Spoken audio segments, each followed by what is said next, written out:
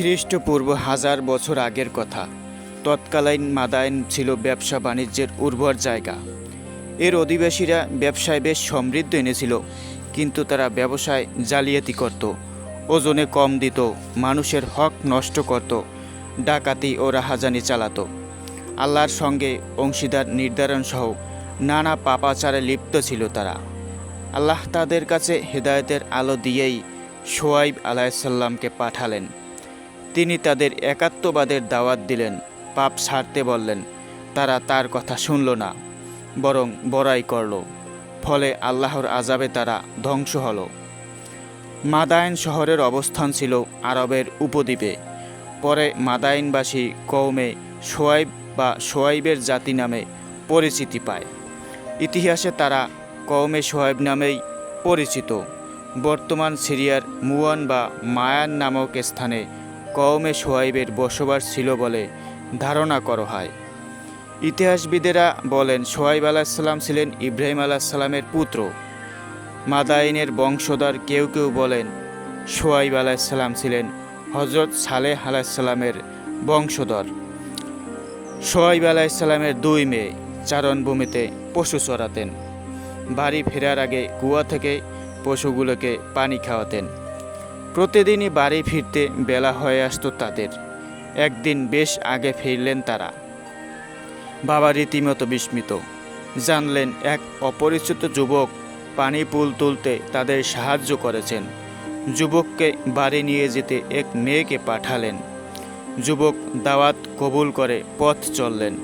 বালিকার কাছ থেকে পথ চিনে নিয়ে তাকে পেছনে চলতে বললেন। বালিকার প্রতি দৃষ্টিপাত এড়াতে এই কৌশল নিয়েছিলেন তিনি। পরে এ ব্যাপারে নিয়ে পিতার কাছে প্রশংসা করেছিলেন। যুবক বাড়ি এলেন, আতিথেয়তা গ্রহণ করলেন।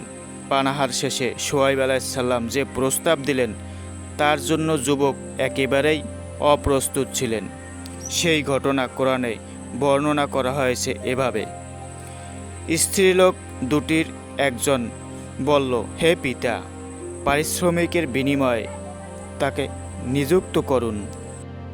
আপনি যাদের মজুর নিযুক্ত করবেন তাদের মধ্যে উত্তম যে শক্তিশালী, বিশ্বস্ত। আমার এ 2 মেয়ের একজনকে তোমার কাছে বিয়ে দিতে চাই, এ শর্তে যে তোমাকে আমার এখানে 8 বছর চাকরি করতে হবে, আর যদি 10 বছর পূর্ণ করো তাহলে তা তোমার ইচ্ছা। মুসা আলাইসাল্লাম জবাবে বললেন, আমারও আপনার মধ্যে এ কথা ঠিক হয়ে গেল। যুবক ছিলেন বনি ইসরায়েল জাতির প্রতি প্রেরিত আল্লাহর বিশেষ নবী মুসা আলাইসাল্লাম। মুসা জন্মেছেন মিশরে।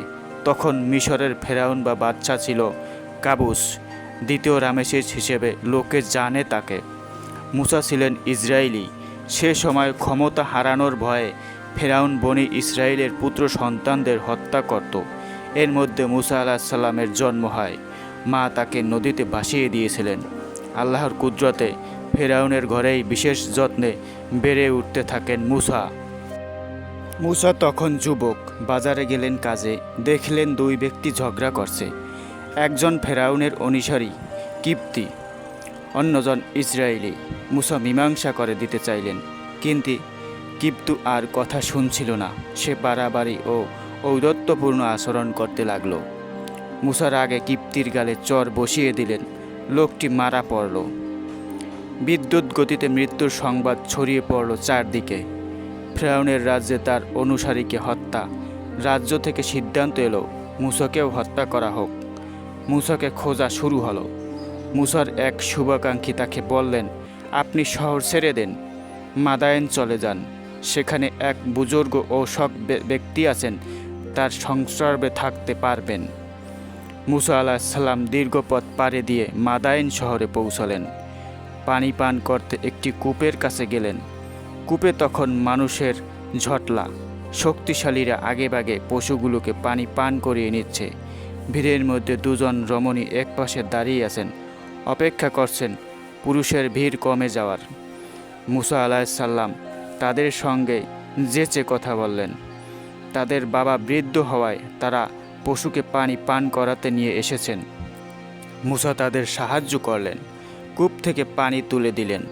তারা খুশি মনে বাড়ি ফিরলেন। পরে মুসারও বেহাত হলো তাদের বাড়ি ফেরার। মুসা আলাহিসাল্লাম সোহাইব আলাহিসাল্লামের দেওয়া শর্ত পূরণ করেছিলেন, বিয়ে করেছিলেন সোহাইব আলাহিসাল্লামের ছোট মেয়েকে। শ্বশুরের পক্ষ থেকে উপহার পেয়েছিলেন একটি লাঠি, যেটা তার বহু কাজে দিয়েছিল।